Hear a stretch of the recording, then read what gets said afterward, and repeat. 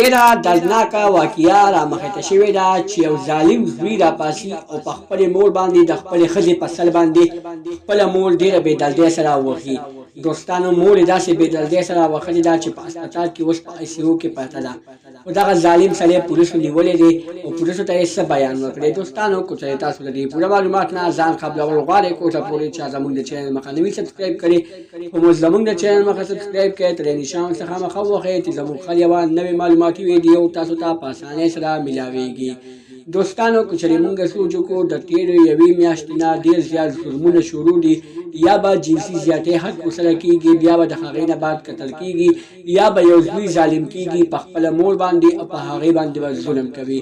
همدغرنګې نن دا واقعه څه داسې شان رامخته شوې ده چې یو ظالم زوی راپاسي او د خپلې ښځې په سر باندې خپله مور ډېره بېدردۍ سره وهي.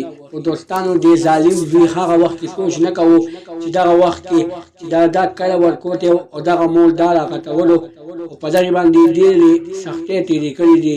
د دومره سوچ نه کوو چې زما مور په ما باندې ډېرې سختۍ تېرې کړي دي، زما مور زما زړه دی، زما مور زما ځیګر دی، زما مور زما زندګي ده.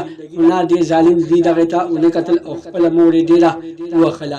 دوستانو چې کله د ده مور ډېره زیاته ووهلې شوه په سوشل میډیا باندې د دوی تصویران ډېر خواړه شو، نو چې کله پولیسو دا ونیوه نو دا سړی ډېر په ژړا شو، وایي زه د ښځې په خبرو کې راغلمه او ما خپله مور ډېره ووهله او د کلي په مخ کې مې ډېره وشرموله. دوستانو دې ظالم زوی داسې خبرې وکړلې، ویلې چې زما ښځې سره به یې 24 ګنټې جګړې کولې، زما ښځې سره به یې توره ورځ جګړې کولې.